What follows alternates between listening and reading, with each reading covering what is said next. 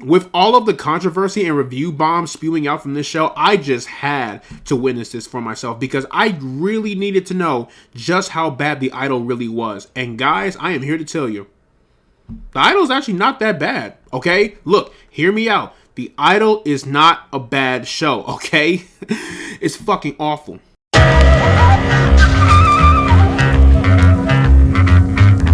So The Idol is a brand new HBO Max, a brand new Max original series created by Sam Levinson and Abel Tesfaye, and it stars Abel Tesfaye, aka The Weeknd, along with Lily Rose Depp, Rachel Sennett, and Troye Sivan. After having a nervous breakdown that caused the cancellation of her last tour, an aspiring pop star begins a complicated relationship with a self-help guru and the head of a contemporary cult. Now, with this show being the absolute dumpster fire it is, let me talk about the few things that I actually did like from this show. And the first thing is the music. I thought the music was great. Every single soundtrack was a banger, and I cannot lie, I have a few of those songs downloaded to my Apple library. And to be honest, the music was really the only thing I truly was looking forward to with this show. At first, I was actually interested in the show, but after those first 2 episodes, I just said to myself, you know, at least we got good music. I actually did like the visual aesthetics and the cinematography. I thought both of those were on point. The show was shot really well, and I believe they used some sort of camera to create this grainy effect. I'm not sure if it was a 16mm camera. I'm not 100% certain. You guys can let me know down in the comments, or maybe I'll just do the research on my own once I get done recording. But regardless, as far as from a visual aesthetic and a cinematography, it was great. I liked it a lot. But if there is one thing that I have learned from Euphoria Season 2, just because you have good-looking aesthetics and a great soundtrack, that does not mean the show itself is good. Listen, I absolutely loved Season 1, but Season 2 was a hot mess. Like, let's just be honest. I actually did like Lily Rose Depp's performance. I thought she was great. And I think it's kind of weird because a lot of people have been saying on social media, well, mainly Twitter, that Lily Rose Depp is not a good actress. Personally, I disagree. I think she is a good actress. I think the problem is that in this show, the dialogue and the writing is just so bad, it doesn't really elevate her acting skills, but she tries her absolute hardest to carry this show, and I will give her props. She was great, and there is nothing nobody can say that will convince me otherwise. Lily Rose Depp does a great job at showing the trauma that her character Jocelyn has faced throughout all these years, and on top of that, how she just managed to try and overcome that. I still thought her acting was great. Again, the dialogue and the writing just did not do her justice, but from an acting standpoint, she was good. She was good. And also, I actually did like the concept about how some of these, I guess, Hollywood elites and the higher-ups try to take advantage of music artists or just really anyone in the music industry, predominantly singers or just up-and-coming pop stars, and try to make a profit off them and try to use them for their own benefit. And it really has you thinking, y'all really do not care for this girl. You are all profiting off of her and benefiting from her to some capacity. Like, this girl just lost her mother, okay? And you're all just like, oh, we have to cancel the tour. Let's put out this song. She needs a #1 hit. We need money. It's messed up, but that's probably, well, I shouldn't say probably. That's how it is for some people in the industry. You know, I can't speak for experience, but I'm willing to bet that there are some horror stories like that, unfortunately. Yeah, that's all I got for the pros. Let's get into the bad, because holy, there is a lot. The dialogue in this show is pure and utter cringe.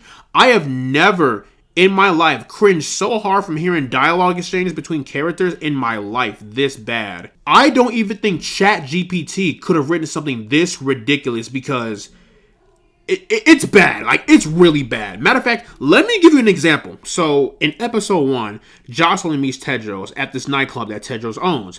And later on, when Jocelyn goes home with her best friend Leia, Jocelyn was saying that, hey, I think I want to invite over Tedros. And her friend Leia goes, Tedros? The rat tail guy?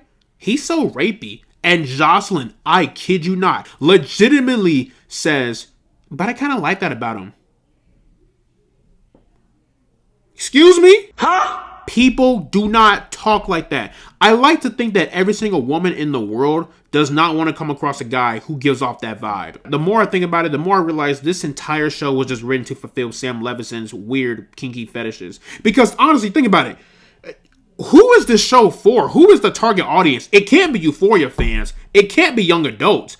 Because the dialogue and even just a lot of the scenes in general, It feels like this was made for basement-dwelling, porn-addicted weirdos because I have not seen anyone with 2 functioning brain cells defending this show. It's pure cringe. It's actually awful. I'm getting a little off topic.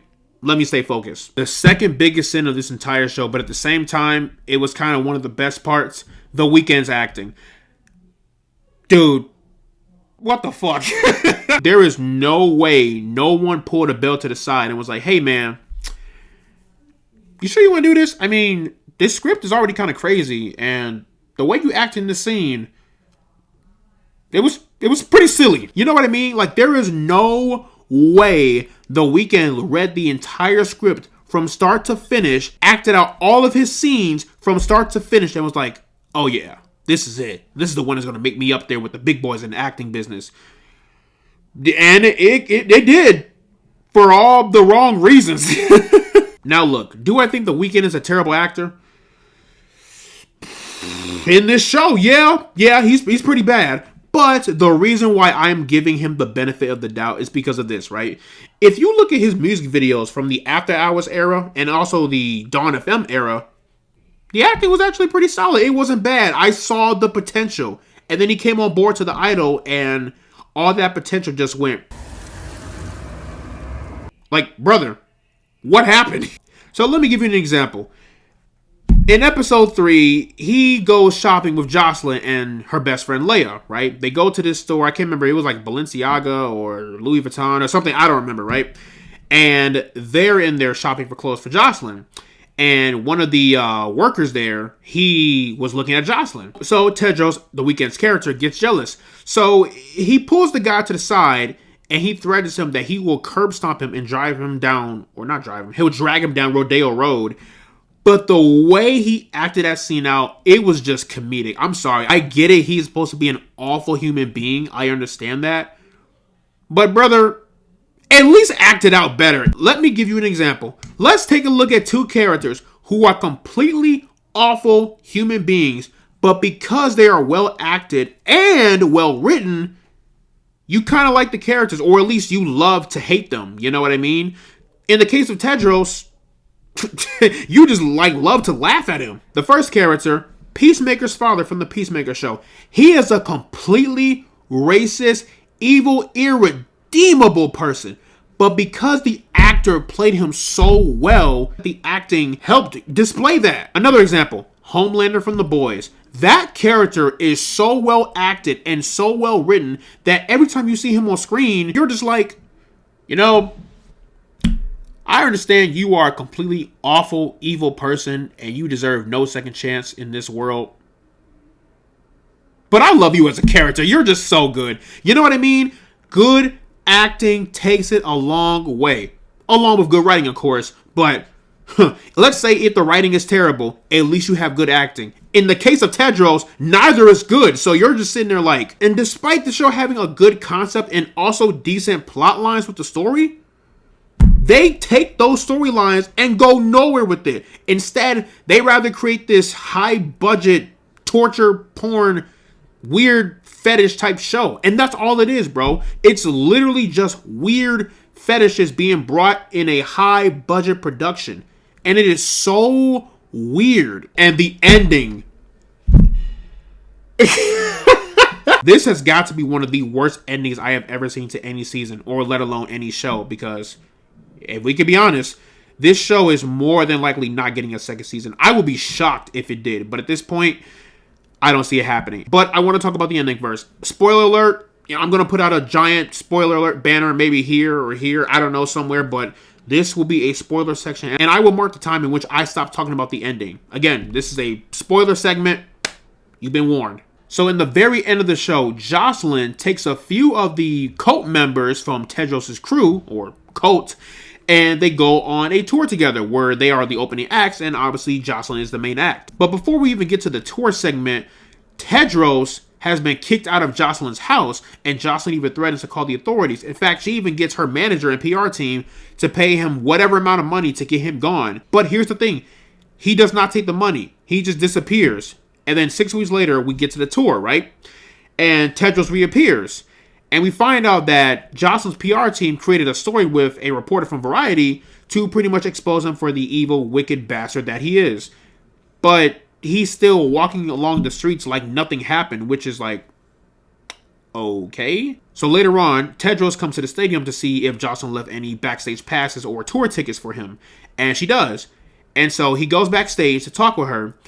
And I guess he just wants to see how she looks and how she's been doing, you know. And in that moment, you're thinking to yourself, did he change as a person? Are you actually no longer a menace to society? Can it be? Nope. He's still the same evil, wicked person you saw from the first episode. But here's the crazy part. That's not even the crazy part. So the last maybe 5 minutes of the episode, right? Jocelyn goes on stage to perform her act for the tour. But before she even begins, she makes an entire announcement to the crowd. And she says, hey, everyone, I want to thank the man who brought me through my darkest hours, or he got me through my darkest hours, and he is the love of my life. And I kid you not, she literally says, Tedros, come out, and kisses him in front of the entire audience. Mind you, the entire audience knows about the evil things this man has done.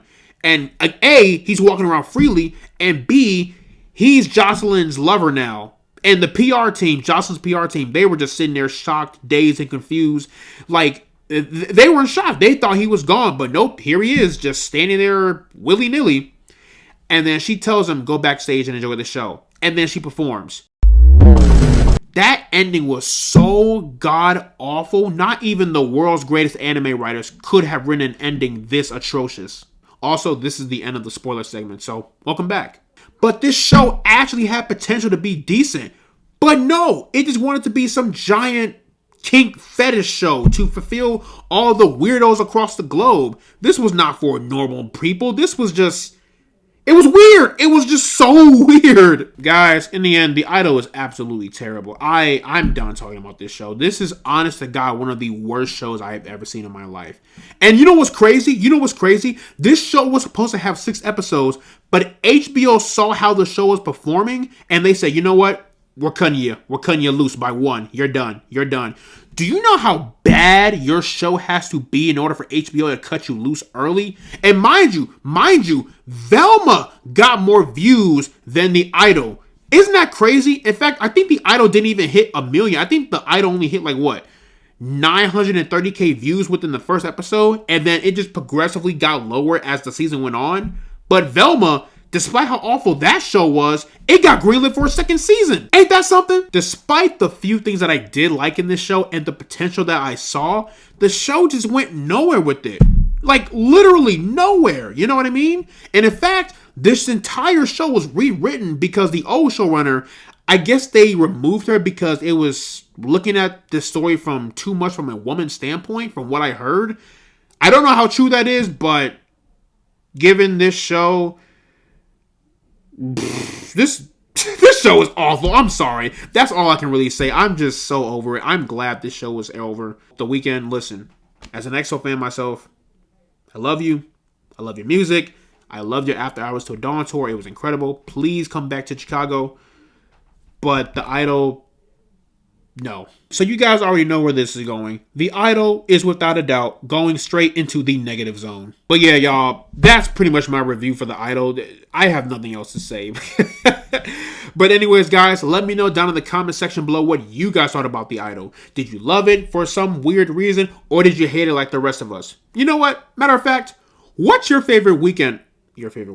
What's your favorite album from The Weeknd? Whatever you thought, let me know down in the comments. And as always, guys, leave a like and subscribe if you want to see more. And I will see you all in the next one. Let me catch you looking at her again. After working up the nerve, almost equal in size, I walked around with the iron for any wrinkle in time. I paid a piece of my mind for every nickel and dime, but never less than a 5 and never slept on a job. A killer crept on your squad, yet never left the garage. When your God was close enough to see the flesh of his eyes. Get to the button and press is what the message advised. What's a threat behind the vest is where the testament lies.